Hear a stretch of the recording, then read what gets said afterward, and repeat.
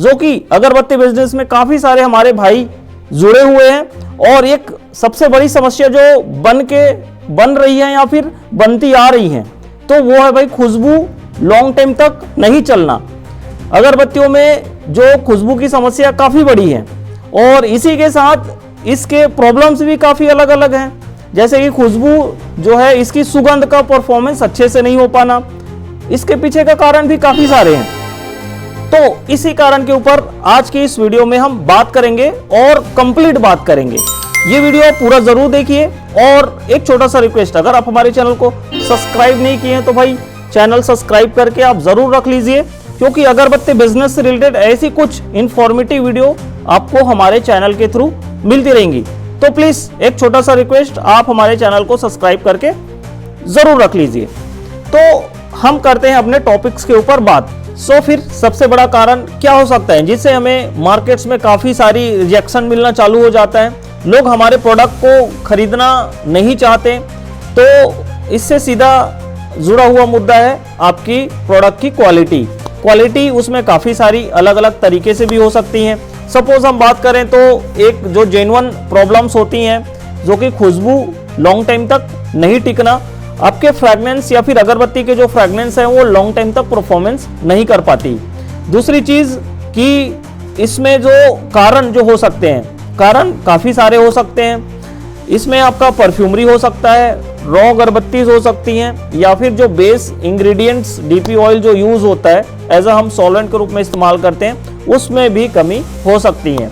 चौथा और एक और कारण जिसे मैं इस टॉपिक में जोड़ना चाहूंगा वो है हमारे अगरबत्ती बनाने का तरीका।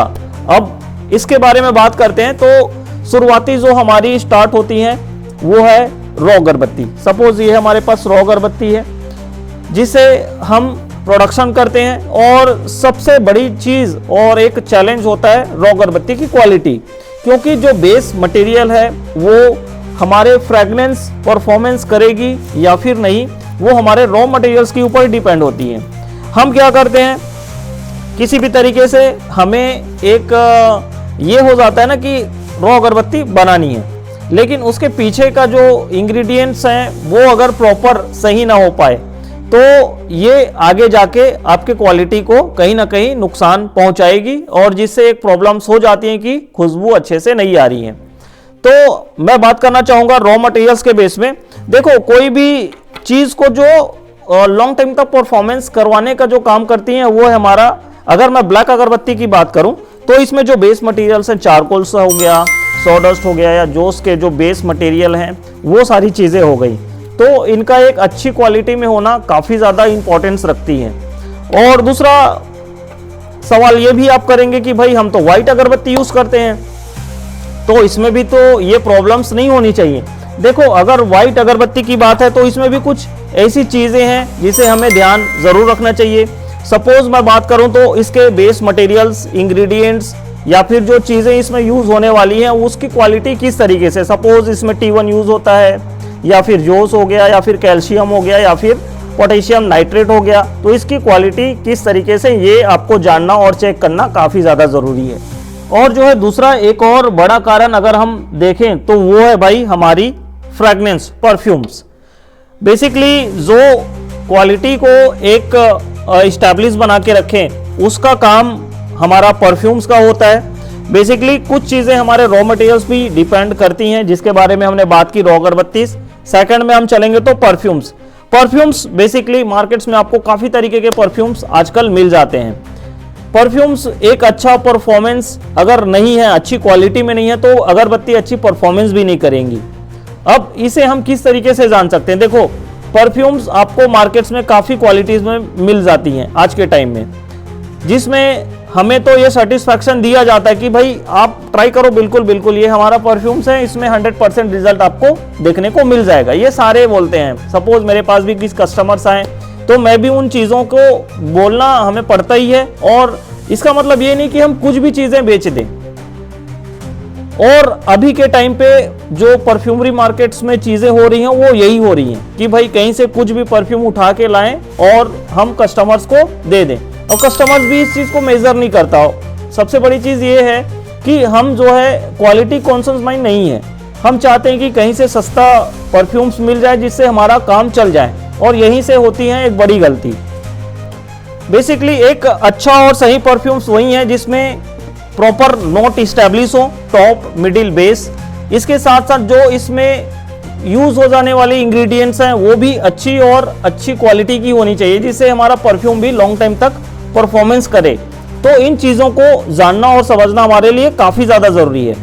परफ्यूम्स के बेस में मैंने काफ़ी सारी चीज़ें और काफ़ी सारे वीडियोस हमारे ऑलरेडी बने हुए हैं। हमने एक एक परफ्यूम्स के नोट्स का अलग अलग वीडियोस या फिर सेक्शंस के हिसाब से चीज़ें के बारे में बताई गई है, तो वो वीडियो देख के आप चीज़ों को समझ सकते हैं। और एक अच्छी क्वालिटी के परफ्यूम्स में क्या क्या चीज़ें बेस होती हैं उसके बारे में भी हमने काफ़ी बात की हुई है। रिसेंट टाइम में हमने नोट्स के बारे में काफ़ी सारी चीज़ें बात की हैं। अगर ये वीडियोस नहीं देखे हैं तो आप वीडियोस दे सकते हैं और वहाँ से आप चीज़ें को भी समझ सकते हैं कि एक अच्छा परफ्यूम्स क्या है और किस तरीके से हमें कहाँ से भी परचेस करनी चाहिए। तो ये हो गया भाई हमारा फ्रेगनेंस। अब एक और चीज़ जो कि काफ़ी सारे लोगों के मन में सवाल होगा कि भाई हमने तो रॉ अगरबत्ती भी अच्छी रख ली, परफ्यूम्स भी हमारा अच्छा है, देन तीसरा हमारा कंडीशन होता है DP oil. DP oil basically markets में काफ़ी ब्रांड्स के अवेलेबल्स हैं, लेकिन मैं ये नहीं कहना चाहूँगा भी आप ये ब्रांड कर लें, ये ब्रांड कर लें, वो ब्रांड कर लें। बेसिकली इसे आप खुद ही सेलेक्ट करें। करने का तरीका क्या है, आपके अगर दो चीज़ें 100% है, आप उसमें ये चीज़ें मान के चल रहे हो कि भाई हमारा परफ्यूम भी सही है, हमारा रॉ अगरबत्ती सही है, तो डीपी ऑयल को आप एक प्रॉपर एक बेसिक जो यूज़ करने का तरीका या जो बनाने का तरीका है उस फेस में जाइए और उस डीपी ऑयल को अच्छे तरीके से बना के उसकी परफॉर्मेंस का चेकआउट कीजिए। आपको चीज़ें समझ में आ जाएंगी। और मैं ये कहना चाहूँगा कि डीपी ऑयल जो है काफ़ी ज़्यादा इंपॉर्टेंस रखती हैं, तो उसे आप चेकआउट ज़रूर कर लें।